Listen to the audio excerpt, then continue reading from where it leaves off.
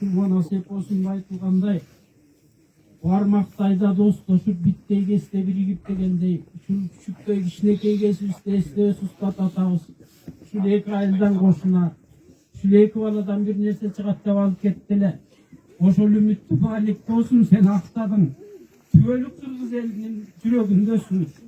Bunu egemenlik yılın başında sayızın harp uçurlarında Kırgız eli şu ulutluk madaniyattan alыстap dünyölük batıştı massalık madaniyat kaptap gelatkanda gerek bolsa oşonda imperiyanın aldında biz yaş keste stüdent bolup жүргөндө көчөдө комуз кармагандан ушул уялып турган комузду ачык көтөрүп жүргөндөн кийин жаштар тартынган мезгилде сен комузду бийик колуңа көтөрүп Kırgız yurtçuluğun, uğul kızların, öneri postolun bарын ушул ыр düýnöge, komuz düýnesine tartkan sen bolgonsun make.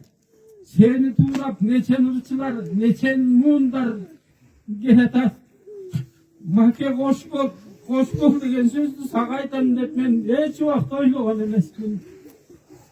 Uzatıp turbuz aylığında, ujutup turbuz dağımında, tuğ bolgon eldi gönülge, sendeyler tuğla verbeyt ayçılda.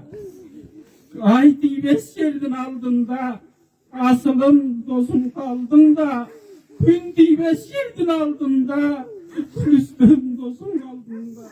Boş boş.